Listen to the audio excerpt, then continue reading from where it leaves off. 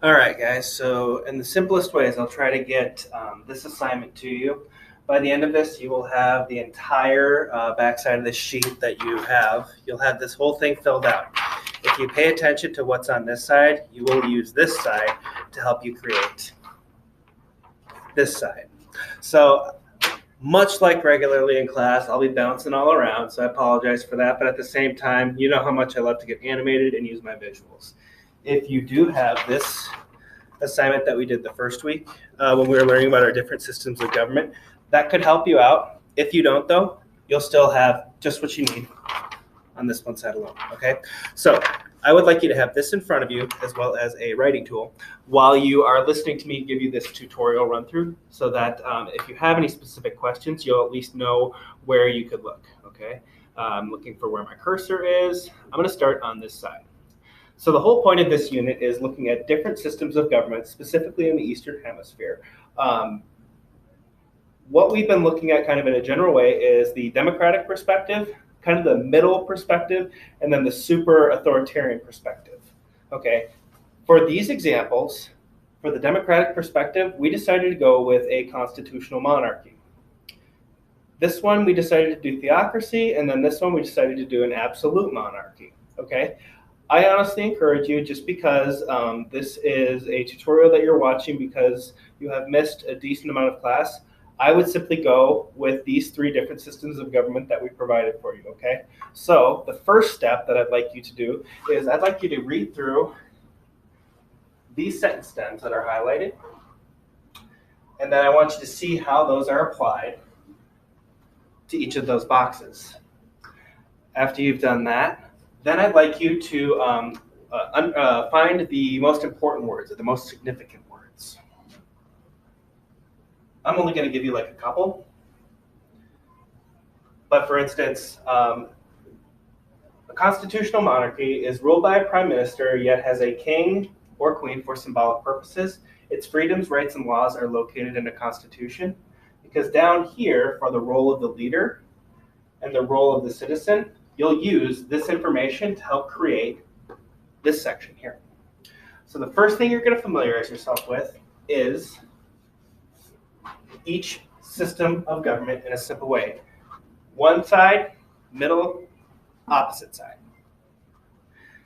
After you have done that, now we're going to move on to this back page. We'll be bouncing back and forth.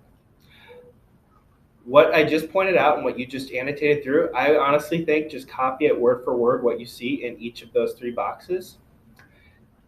Going back to the first page, now is the part of the assignment.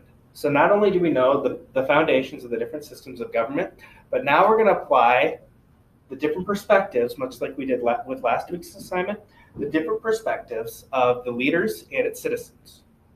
And you're going to apply that for the three different types of government that you've chosen. This example here is specifically focused on the right to citizenship. Up here are a bunch of other different rights. You will choose four.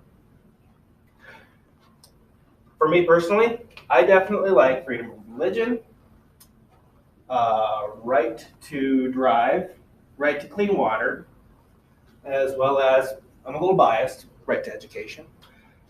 So I want you guys, after you've gone through this part, I want you to then go through the right to citizenship. Again, use these sentence stems that were given to you.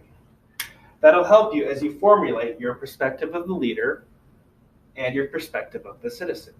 And you will need to do that for the democratic, the middle one, and the authoritative one. So if you guys can count, the total perspectives that you will do for one right alone, if you do it correctly, will be 6.